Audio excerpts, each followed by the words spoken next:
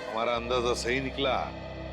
ये खूनी इस प्रोजेक्टर के जरिए किसी को डरा रहा था, आत्मा बनकर। सर हो सकता है कि इस फुटेज का उन मुर्दों के साथ कोई लेना देना ही ना हो। I mean, लोगों में ये अफवाह फैली है कि इस बंगले में आत्मा है, तो हो सकता है कि ये पूरी फुटेज किसी ने किसी के साथ मजाक करने के लिए बनाई हो। नहीं श्रेया नहीं, इन दोनों चीजों का जरूर एक दूसरे से कोई ना कोई संबंध है। ये डरावनी फुटेज उस खूनी के विकृत दिमाग में से ही निकली है। हाँ सर, किसी को डराने या मजाक करने के लिए कोई इतनी मेहनत नहीं करेगा। फुटेज में ये जो आत्मा है, इसे प्रोफेशनल तरीके से फिल्माया गया है, स्पेशल इफेक्ट्स के साथ, जैसे फिल्मों वगैरह में होता है। और इस फुटेज को देख के लगता है सर कि खूनी को स्पेशल इफेक्ट्स का काफी ज्ञान है, या फिर हो सकता है उसने ये फुटेज किसी स्पेशल इफेक्ट स्टूडियो में बनवाई हो। हाँ बिल्कुल सही, ऐसा ही हो सकता है। तो शहर में जितने भी स्पेशल इफेक्ट्स के स्टूडियोज हैं, सब में जाकर के पता लगाना पड़ेगा। आइए सर, ये बलविंदर है, वो गाड़ी की चाबी इन्हीं की थी। क्या बात है सर, मुझे यहाँ क्यों बुलाया गया है? हमें आपकी गाड़ी की चाबी मिली है। कहाँ से सर? उन्नति नगर, बंगला नंबर 13। ये एड्रेस को जाना पहचाना लग रहा है? नहीं सर। नहीं? रायमा नाम सुना है पहले कभी? बिल्कुल नहीं सर। मगर सर, इसका मेरी गाड़ी से क्या लेना देना है? आपकी गाड़ी है कहाँ? सर वो तो कई सालों से गायब ही है। कब से? 5 जुलाई 2011। दरअसल मेरा टैक्सी का बिजनेस है। मेरी कंपनी का नाम है बलविंदर एंड कंपनी। मेरा ड्राइवर प्रीत उस दिन गाड़ी लेकर न जाने कहाँ गायब हो गया। तब से लेकर आज तक मेरी गाड़ी का कोई अता पता ही नहीं है सर। और उस ड्राइवर का? अस्पताल से फोन आया था कि उसे वहां भर्ती किया गया है। मैं उसे वहां देखने गया था। उसकी हालत बहुत खराब थी सर। आग लगने की वजह से उसका थोड़ा शरीर जल गया था। रहता कहाँ ये तुम्हारा ड्राइवर? सर आजकल वो मानसिक चिकित्सालय में है। सर वो बहुत गहरे सदमे में है। मानसिक चिकित्सालय? कौन से हॉस्पिटल में है वो? सर पूना से 50 किलोमीटर आगे एक स्टेट मेडिकल सेंटर है, वहीं पर है। State medical centre?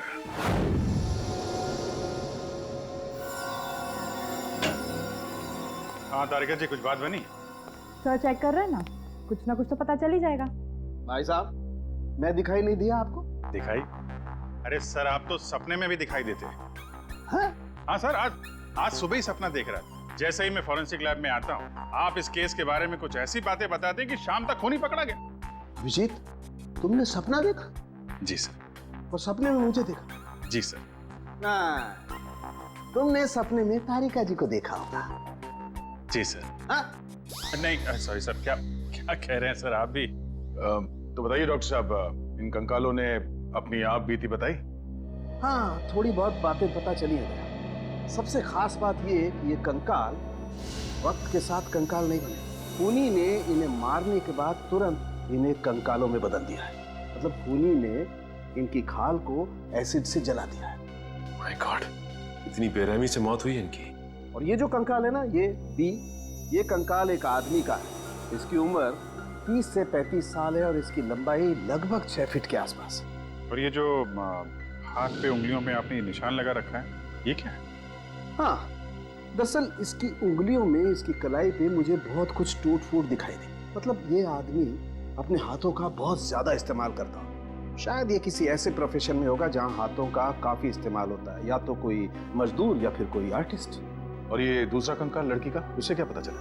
दया, इस लड़की की उम्र लगभग 30 साल। इसकी लंबाई 5 फीट 4-5 इंच है, बस इससे ज्यादा कुछ पता नहीं चल पाया। और ये जो ड्रेस पे खून लगा है, इसका क्या? टेस्ट करने से पता चला कि ये खून नहीं है, लमाइन रेड नाम का केमिकल है, जिसका इस्तेमाल ज्यादातर फिल्म्स, टीवी सीरियल्स और नाटकों में किया जाता है, नकली खून दिखाने के लिए। तो इसका मतलब किसी ने पूरी तैयारी कर रखी थी, ये बंगला नंबर 13 में किसी को डराने की। पकड़ा जाएगा, वो खूनी भी है और वो डराने वाला भी है, अगर दोनों अलग अलग है तो। डॉक्टर साहब, कितना टाइम लगेगा ये पता करने के लिए कि कंकाल कितना पुराना है? थोड़ा वक्त लगेगा दया, तुम तो जानते हो कार्बन डेटिंग में थोड़ा वक्त लगता है।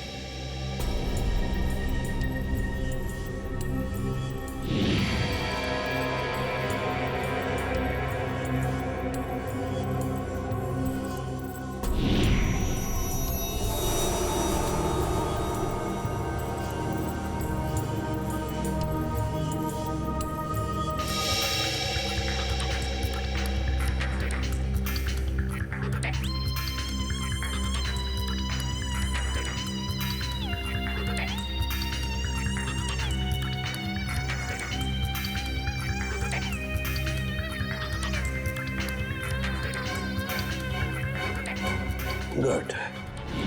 अब गणित शुरू हो गई है। अब पता लग जाएगा दरअसल इन लोगों की मौत कब हुई थी।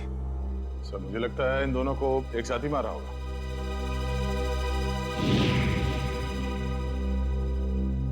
36 से 38 महीने पहले, मतलब 3 साल पहले 2011 में मौत हुई इनकी। और उस बलविंदर की कार भी जुलाई 2011 को गायब हुई थी, बंगला नंबर 13 से।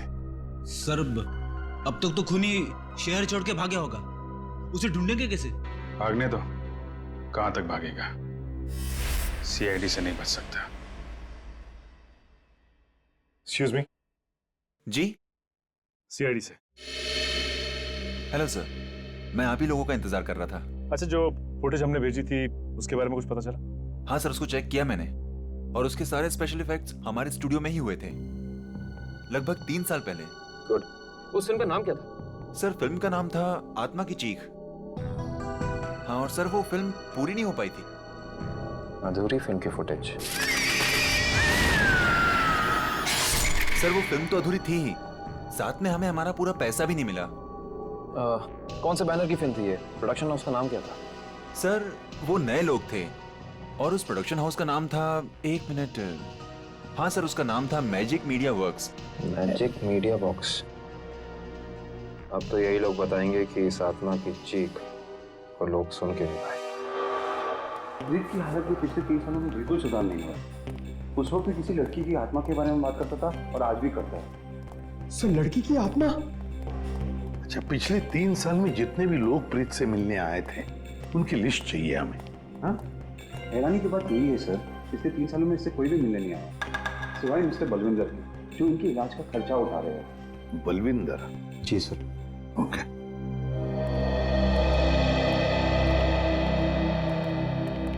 प्रीत, ये सीआईडी ऑफिसर्स है, ये तुमसे कुछ बात करना चाहते हैं। सीआईडी? ये सीआईडी क्या होता है? सीआईडी का मतलब है दोस्त। और प्रीत, दोस्त किसे कहते हैं? जो अपना सुख दुख दूसरे दोस्त के साथ बांटता है ना? और हम सब तुम्हारे दोस्त हैं, तो अब तुम हमसे तुम्हारे सुख दुख बांटोगे ना? ठीक है दोस्त। देखो प्रीत, अब मैं तुमसे कुछ कहूंगा, कुछ पूछूंगा, इन सब चीजों का बड़े शांत दिमाग से मुझे जवाब देना। याद करो, जुलाई महीना 2011, तुम उस रात बंगला नंबर 13 में गए थे 2 लोगों को लेकर। हाँ, 2011, बंगला नंबर 13। बंगला नंबर 13, क्या हुआ था वहां पर? तुम लोग मेरे दोस्त नहीं हो, तुम लोग मेरे दोस्त नहीं हो। राइमा ने भेजा है ना तुम लोग को मुझे मारने के लिए? राइमा ने भेजा है ना? नहीं, राइमा ने नहीं भेजा है। हम लोग दोस्त हैं तुम्हारे। हाँ पक्का? बिल्कुल पक्का, राइमा ने नहीं भेजा है हमें। अब बताओ क्या हुआ था उस रात उस बंगले में, है? बंगला नंबर 13। एक आदमी और औरत ने पैसे दिए थे मुझे उन्हें वहां ले जाने के लिए। ये क्या? राइमा चीख रही है, राइमा चीख रही है, मुझे मार देगी, मुझसे बदला लेना चाहती है। राइमा तुम्हारे पीछे है। ये बात करने की स्थिति में नहीं है अभी। आई एम सॉरी डॉक्टर साहब, 2 मिनट और। सॉरी, मैं आपके केस के लिए मैं अपने पेशेंट की जान खतरे में नहीं डाल सकता। Please cooperate. ठीक है। मुझे मार देगी, मुझसे बदला लेना चाहती है। अभिजीत, एक बात तो पक्की है कि उस रात प्रीत बंगला नंबर 13 में एक आदमी और एक औरत को लेकर गया था, और हमें जो कंकाल मिले हो शायद उसी आदमी और उस औरत के हो। हाँ सर, ये आत्मा वाला ड्रामा करके उनको डराया, मार डाला, फिर सर अलग कर दिया ताकि पहचान ना हो सके। सर, ये प्रीत बार बार राइमा आ रही है ऐसा क्यों बोल रहा है? कहीं राइमा जिंदा तो नहीं? इस बात का तो पता लगाना ही पड़ेगा कि प्रीत की बातों में कितनी सच्चाई है और कितना भ्रम। लेकिन एक बात तो पक्की है, इस राइमा का इस केस के साथ कोई ना कोई संबंध जरूर है। इस राइमा की कुंडली निकालो। राइमा।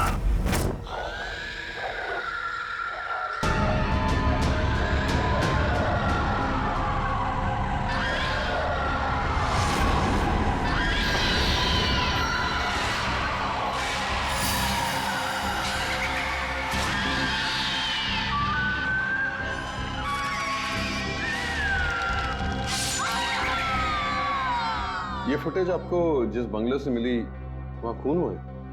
जी हाँ, दो खून। वैसे ये फिल्म की फुटेज आपकी है ना?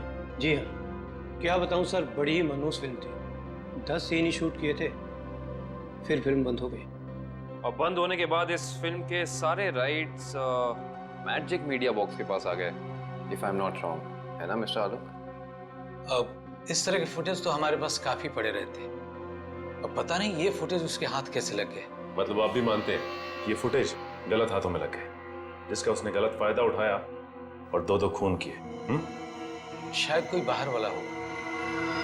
लेकिन आपको ऐसा नहीं लगता कि कोई अंदर वाला भी हो सकता है? क्योंकि ऐसा काम करने के लिए अंदर वाले के लिए कोई आसानी ज्यादा होती है। वैसे इस फिल्म पे आप लोग क्या क्या काम कर रहे थे? सुनील राइटर था, आलोक डायरेक्टर और मृणाल कॉस्ट्यूम डिजाइनर। और आप प्रोड्यूसर, राइट? जी। आप में से कोई राइमा को जानता है? राइमा हमारे फिल्म की हीरोइन थी। सर, आप कैसे जानते हैं राइमा के बारे में? आप एक काम कीजिए मिस्टर आलोक, आप अपनी फिल्म की हीरोइन राइमा को यहाँ बुला लीजिए। वो एक्चुअली कई साल पहले राइमा एक हादसे में आग में जलकर मर गई। मर गई? अच्छा, राइमा की कोई तस्वीर या फोटो? मृणाल, फोटो ले आओ। जी सर। एक मिनट, अभी आपने कहा कि वो जल के मर गई, लेकिन कैसे? ज्यादा कुछ तो पता नहीं है, क्योंकि उसके और हमारे बीच तनाव हो गया था। और वो क्यों? वो एक्चुअली हम राइमा को अपनी फिल्म में हीरोइन लेना चाह रहे थे, पर बाद में हमने अपना इरादा बदल लिया और स्मृति को हीरोइन ले लिया और राइमा हो गई साइड एक्ट्रेस। तुम मेरी जगह ये छिपकली को हीरोइन बनाना चाहते हो? तुम्हारा दिमाग खराब हो गया है? राइमा, तमीज से बात करो। मैंने तुमसे कहा ना, अगली फिल्म में तुम्हें हीरोइन बनाऊंगा। इस फिल्म के किरदार के लिए तुमसे बेहतर स्मृति। अच्छा, तो ये बात पहले क्यों नहीं सोची जब मुझे फाइनल किया था? ये फिल्म इंडस्ट्री है राइमा, यहाँ किसकी किस्मत कब यू टर्न मार जाए कोई नहीं कह सकता। ये फिल्म मेरी किस्मत में थी, मुझे मिल गई। इंतजार करो, सिर्फ इंतजार। एक दिन तुम्हारी जिंदगी ऐसी दिशा में चली जाएगी जिसका अंत गहरी खाई में होगा, समझे तुम? क्या तुम मुझे धमकी दे रही हो? धमकी ही समझ लेना। राइमा रुको, राइमा। सूरज गया था राइमा को मनाने के लिए, लेकिन कोई फायदा नहीं। एक हफ्ते बाद खबर आई कि एमजे स्टूडियो में आग लगी है और राइमा की मौत हो गई। मुझे अफसोस है, अगर राइमा हमारी फिल्म की हीरोइन होती तो शायद ये दुर्घटना ना होती और आज वो जिंदा होती। आलोक जी, आप एक काम कीजिए, आप अपनी फिल्म की नई हीरोइन स्मृति, उनको यहाँ बुलाइए। मैंने उसे कॉल किया था, उसका फोन लगा नहीं, और आर्ट डायरेक्टर विराज का भी वो फोन डेट बता रहा था। विराज और स्मृति से मिलना पड़ेगा। सर, ये रहे फोटो। ये है राइमा। राइमा ने स्मृति को धमकी दी, उसके बाद राइमा खुद मारी गई। तो फिर ये खून कर कौन रहा है? इसका जवाब तो अब विराज और स्मृति से मिलकर ही पता चलेगा। मैंने पता किया, ये विराज और स्मृति इस ब्लू रोज प्रोडक्शन हाउस में काम कर चुके हैं। गुड निकल, इससे पूछते हैं। अरे सुनिए भाई साहब जी, ये विराज शंकर है, आर्ट डायरेक्टर है, काफी टीवी में और फिल्मों में सेट लगाए हैं इन्होंने। इन्हें पहचानते हैं आप? नहीं सर, मुझे नहीं मालूम। जी, आगे पूछते हैं। एक्सक्यूज मी, हम लोग सीआईडी से। जी, आप विराज शंकर को जानते हैं? विराज शंकर? हाँ सर, मैं जानता हूँ। वो बेचारे बहुत कर्जे में थे, पर फिर पता नहीं क्या हुआ उनका। उनका कोई एड्रेस, कोई पता? सर, इस बारे में कुछ ज्यादा तो पता नहीं है, लेकिन उनका ऑफिस कहीं अंधेरी में है। अच्छा, ये फोटो को ध्यान से देखिए। स्मृति ये फिल्मों में काम करती है, पहचानते हैं आप इन्हें? जी हाँ, इनकी बंद फिल्म के बाद इनको कोई प्रोड्यूसर फिर से रिलॉन्च करना चाहते थे, लेकिन सर ये पता नहीं क्यों बदकिस्मती से ये 2011 में अमेरिका चली गई और उसके बाद फिर लौट के आए हैं। ये स्मृति का कोई अता पता जहाँ हम उनसे मिल सकते हैं? हमें तो नहीं पता, पर उस एजेंसी पर उसका पुराना एड्रेस होगा जहाँ पर उन्होंने चमकार वॉशिंग पाउडर का विज्ञापन किया था। ठीक, थैंक यू। यार एजेंसी से स्मृति के घर का पता निकलवाते हैं।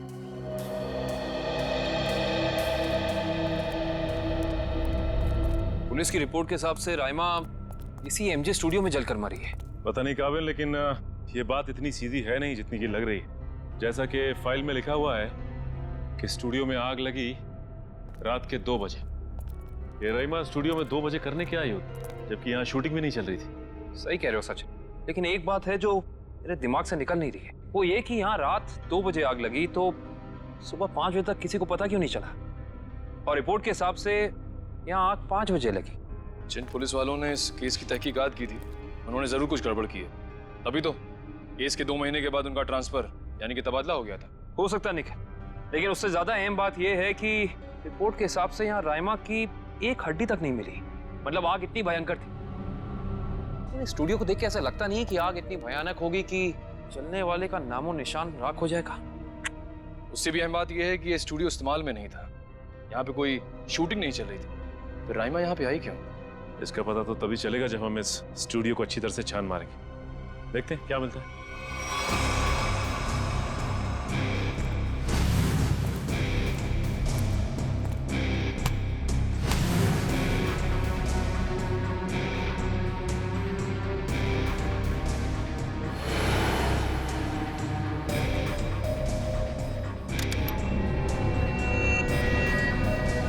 ये देखो, जली हुई गन।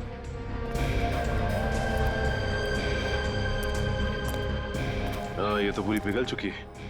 पुलिस वालों ने लगता है अपना काम ठीक से किया नहीं, देखा नहीं इसे पहले। भी हो सकता है कि राइमा ये गन किसी को मारने के मकसद से लाई हो, या फिर हो सकता है कि कोई राइमा को मारने के लिए लाया हो। ये भी पॉसिबिलिटी है। जरूर कुछ है यहाँ, देखते हैं और क्या मिलता है।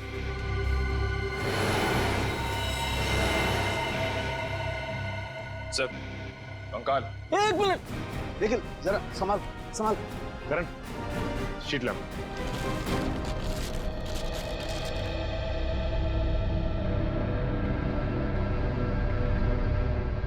एक बार कंकाल, वो भी पूरी तरह से जला हुआ।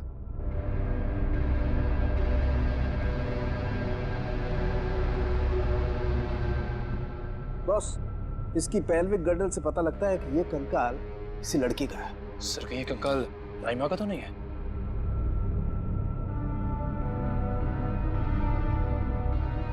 और इसकी लंबाई 5 फीट 6 इंच है। और राइमा की लंबाई 5 फुट 3 इंच। इससे साफ पता चलता है कि ये कंकाल राइमा का नहीं बल्कि किसी और का है।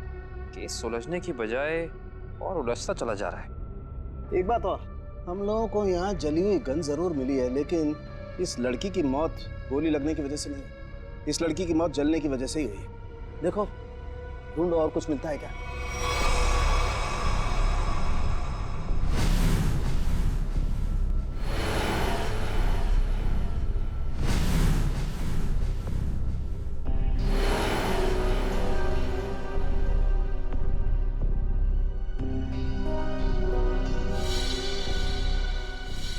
सर ये देखिए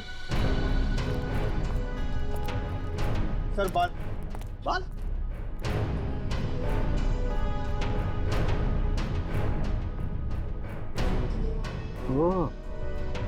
सर, ये तो किसी लड़की का बाल लगता है, या तो मरने वाली का या फिर राइमा का। ये किसका बाल है ये तो डीएनए के बाद ही पता चलेगा। सर, ये अरुण है, विराज जी के वर्कशॉप के इंचार्ज। जी, आपको कुछ बनवाना था? जी हाँ, हथकड़ी बनवानी है। हथकड़ी? मैं कुछ समझा नहीं। हाँ, अपनी बनाई हुई हथकड़ी खुद अपने हाथों में पहनेंगे तो थोड़ा दुख कम होगा। अब समझ में आया, इतने सालों के बाद ख्याल आया आपको कर्ज के रूप में होगा। कर्ज के रूप में? हाँ, इसीलिए तो आप उन्हें ढूंढ रहे हैं, क्योंकि वो लोगों से लिया हुआ कर्ज वापस नहीं कर पाए। नहीं मैडम, हमारा यहाँ आने का मकसद कुछ और है। विराज को बुलाई, कहाँ है वो? ये तो कोई भी नहीं जानता। कर्जदारों से परेशान होकर आज से 3 साल पहले जुलाई 2011 में ना जाने कहाँ गायब हो गए। जुलाई 2011? सर, 5 जुलाई 2011। सर, मुझे लगता है कि इस विराज के भागने की वजह कर्जा नहीं कुछ और है, जिसका कुछ ना कुछ संबंध उन कंकालों के साथ जरूर है। मुझे तो लगता है उनमें से एक कंकाल विराज का है। याद है सारुण के साहब ने कहा था आदमी वाला कंकाल किसी मजदूर या आर्टिस्ट का है जिसने जिंदगी भर अपने हाथों से बहुत काम लिया है। और हो सकता है सर शायद वो दूसरा कंकाल स्मृति का हो। ये विराज के परिवार वाले कहाँ रहते हैं? सर जहाँ तक मुझे पता है उनके परिवार में कोई और है ही नहीं। विराज अकेले ही थे? जी सर। चीज मिल जाती डीएनए सैंपल के लिए तो कंकाल वाला राज खुल जाता। ये सारी पेंटिंग उन्हीं की है ना? जी सर। देखो जरा।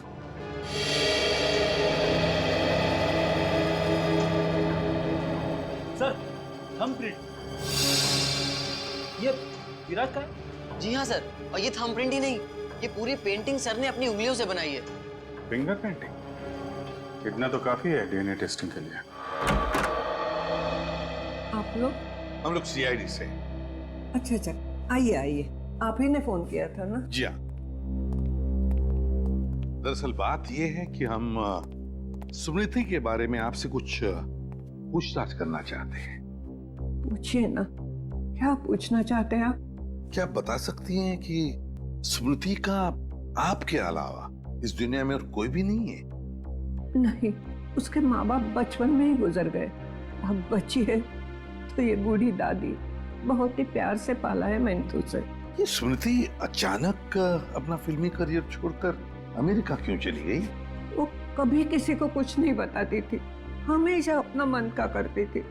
उस दिन भी उसके मैनेजर का फोन आया, कह रहा था कि मैडम किसी विज्ञापन की शूटिंग के लिए अमेरिका जा रही है। उसके मैनेजर से मैंने पूछा कि कब वापस आएगी वो, तो उसने कहा 3-4 दिनों में। लेकिन पूरे 3 साल हो गए, अब तक उसका कुछ पता नहीं, कुछ पता नहीं। कब की बात है ये, कुछ याद है आपको? कैसे भूल सकती हूँ, 5 जुलाई 2011। सर वो कंकाल भी 3 साल पुराना है सर, कहीं वो। सर कम से कम इतना तो पता कर लो, मेरी बच्ची के साथ हुआ क्या? कहीं वो इस दुनिया में है भी या नहीं? जब तक इस राज का बोझ मेरे दिल पर रहेगा, मैं इतना चैन से जी पाऊंगी, न मर पाऊंगी। देखिए, मैं आपसे वादा करता हूं कि सच क्या है इसका हम पता लगा लेंगे। प्लीज आप अपना ख्याल रखिए, ठीक है?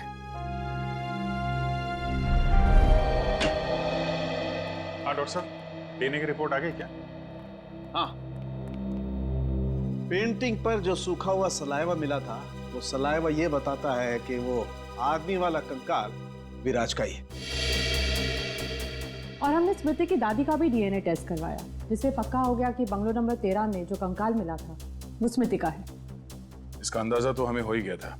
अब इस केस में हमें आगे ले जाएगा ये तीसरा कंकाल जो एमजे स्टूडियो में जला हुआ मिला था।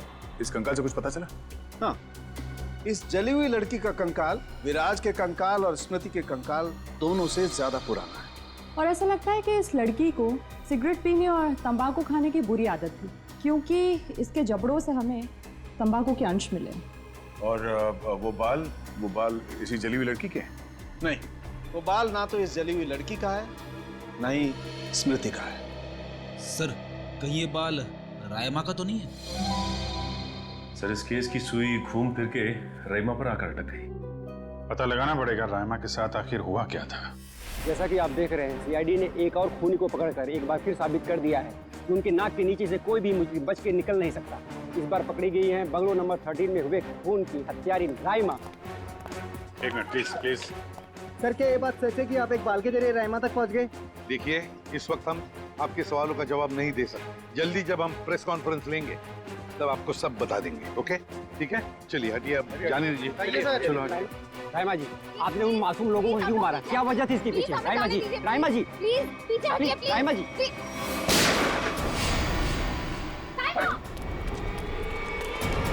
पकड़ो उसे। अब खूनी पकड़ेगा इसे।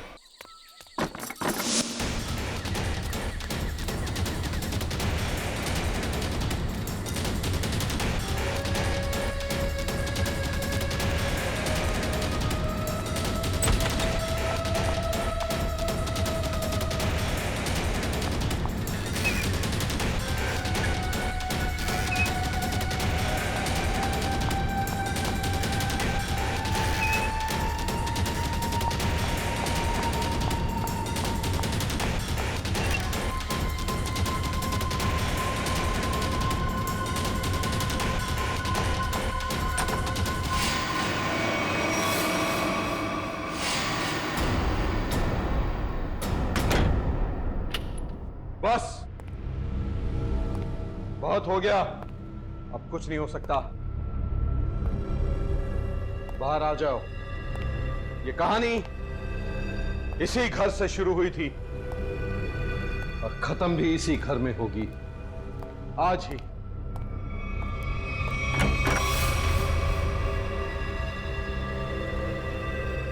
छुपने का कोई फायदा नहीं, बाहर आ जाओ। सुना तुमने?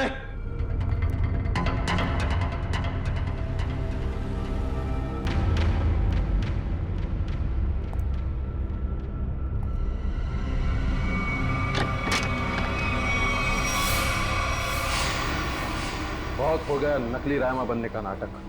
पर come on move.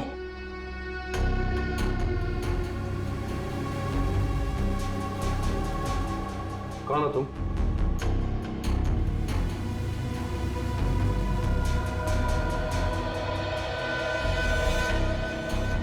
CID office पूर्वी। सीआईडी?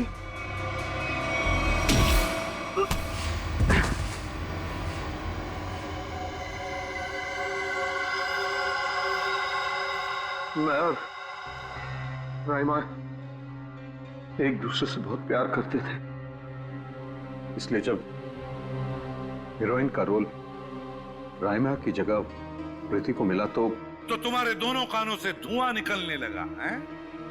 हाँ, हम स्मृति को सबक सिखाना चाहते थे, इसलिए हमने उसके अतीत के बारे में रिसर्च शुरू की।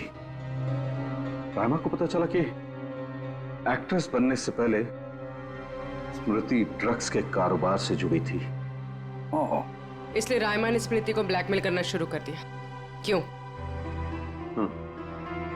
स्मृति को लगा कि उसका करियर खत्म होने वाला है, उसके रीलॉन्चिंग के सपने पर पानी फिर जाएगा, इसलिए उसने और उसके बॉयफ्रेंड विराज ने एक किलर को रायमा की सुपारी दी। यह तो अच्छा हुआ कि उस किलर की गोली से रायमा नहीं मरी, बल्कि वो अपराधी खुद उस आग में जलकर मर गई।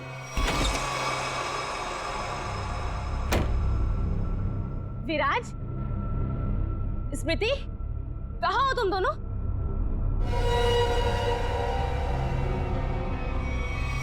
कौन हो तुम? जिया। जिया? कौन जिया? और ये दरवाजा क्यों बंद कर दिया? ताकि तुम्हें अकेले में तोहफा दे सके। हाँ? स्मृति और विराज को ब्लैकमेल करने का तोहफा। हाँ? क्या कर रही हो तुम? सुना है आग से जलकर मरने में बहुत दर्द होता है। आग? छोड़ दो मुझे, प्लीज, गोली मत चलाना।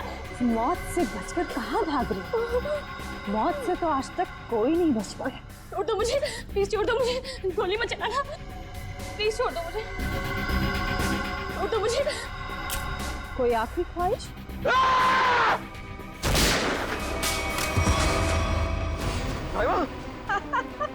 रायमा, मैं तुम्हें कुछ नहीं होने दूंगा। मैं तुमसे बहुत प्यार करता हूँ, मैं तुम्हें कुछ नहीं होने दूंगा रायमा। अब तुम दोनों को मुझसे कोई नहीं बचा सकता। सब फाइनल गुड बाय।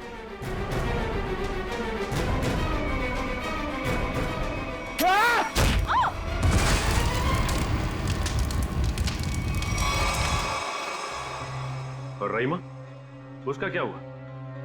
जिंदा लाश बन गई वो। तब मैंने ठान लिया, अब मेरी जिंदगी का सिर्फ एक ही मकसद होगा, स्मृति और विराज की बर्बादी।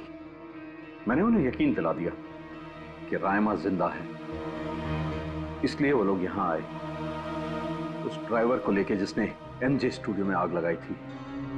और फिर तुमने उन्हें डराना शुरू कर दिया, उनके दिमाग में यह भ्रम पैदा कर दिया कि यहां पर रायमा की आत्मा अभी भी है, जो उनसे बदला लेना चाहती है। हाँ, और फिर उन्हें मार डाला और उनका सिर काट के अपने साथ ले गए, ताकि अगर कभी उनकी लाश मिलती भी है तो उन्हें कोई पहचान ना सके। बेवकूफ हो तुम, बेवकूफ। अगर कानून की मदद लेते तो उन दोनों को वैसे ही सजा होती, मगर नहीं, तुमने कानून को अपने हाथों में लिया, उन दोनों को बेरहमी से मार डाला। और रायमा, उसका क्या? कभी सोचा तुमने? उस बेचारे की जिंदगी का फैसला तो अब कानून करेगा, लेकिन तुम्हारा फैसला तो हो ही गया, समझ लो। तुम्हें तो फांसी होगी, फांसी। Good morning. Hi. Good morning. अरे ये क्या लेके आई हो? सर ये आप सबके लिए मिठाई है और मेरी एंगेजमेंट के इनविटेशन कार्ड्स हैं।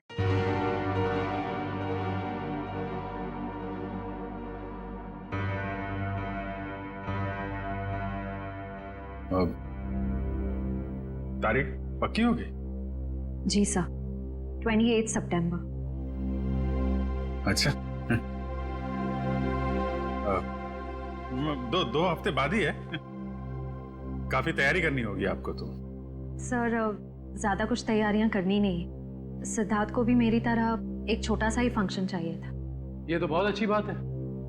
Congratulation Shreya. Thank you sir. चलो मुंह मीठा कराओ। हाँ श्योर।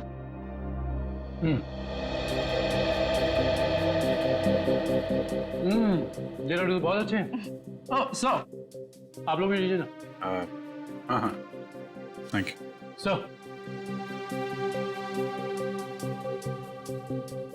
लो फ्रेडी, मुंह मीठा करो। रहने तो मीठा खाने का मन नहीं है मेरा। अरे फ्रेडी, एक लड्डू से कुछ नहीं होगा, लो ना। Sir please. ये हुई ना बात पूर्वी। तुम भी लो श्रेया। नहीं सर थैंक यू, लेकिन आप सबको जरूर आना है। ये भी कोई पूछने की बात है श्रेया? हम सब जरूर आएंगे, है ना सर?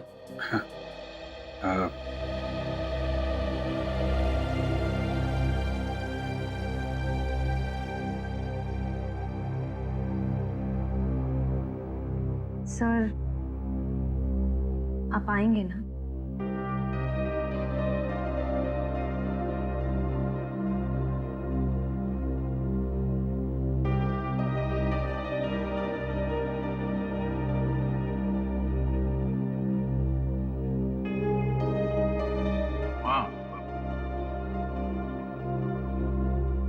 मैं जरूर आऊंगा।